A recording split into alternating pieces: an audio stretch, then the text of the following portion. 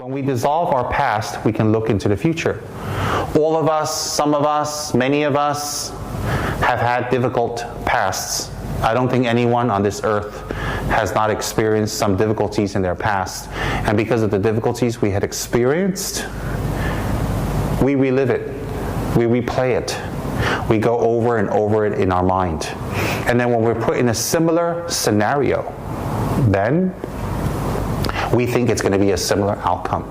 But you know, as time goes on, as we get older and we get more experience, as we understand the world better, we understand people, and we understand ourselves better, even if we're in the same situation, we have control to make it different. We have control to bring it to another level. We have control to make it have a better, positive outcome.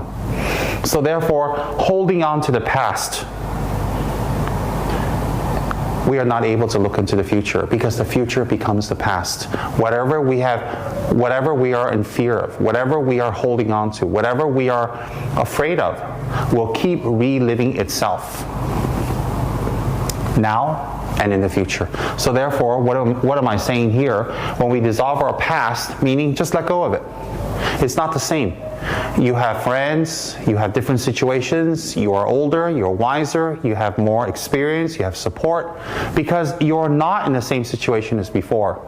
You should dissolve your experiences in the past and look into the future. So therefore, if you dissolve your past, the negative past, and hold on to the good parts,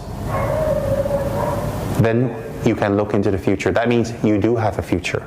If you don't dissolve the past and you hold on to it, there is no future, because you will live the past in the future, and the future will be just like the past. There is no future. It'll be just repetitions, redundancy, more sufferings.